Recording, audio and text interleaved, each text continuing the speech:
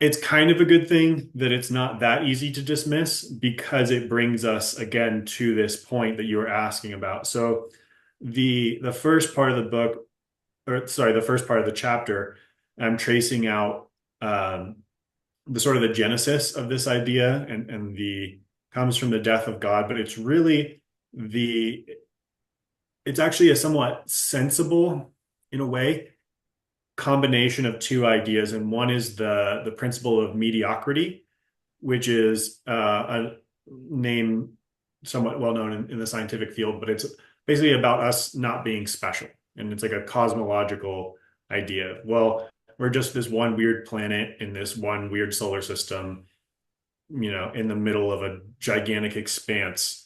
So why would we expect to be particularly special, And there's points on and off of that. Deutsch does a really good job actually of refuting it in a secular way, but in any event, it has held sway for a long time. So there's the principle of mediocrity of we're not special. We shouldn't expect to be special in the cosmos, in the universe, from a sort of mostly materialistic science point of view. And then you have the materialism and the idea of emergent consciousness. When you put those together, the image that you get from those two melding is that we are a haphazard, um, insignificant, randomly created lump of things moving around that happens to have evolved the capacity to see things around it. And when you view the humanity and the world through that lens, then it makes perfect sense to be like, well, of course, we only think we have meaning. That's just a chemical reaction going on in our brains for no reason.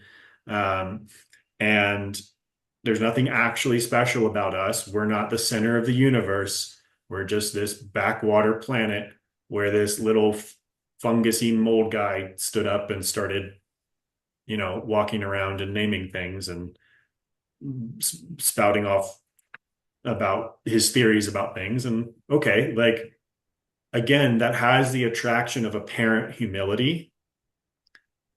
And it appears to still recognize the truth that, well, hey, at least we do feel meaning, and we get along with friends, and we should have those good things in our lives.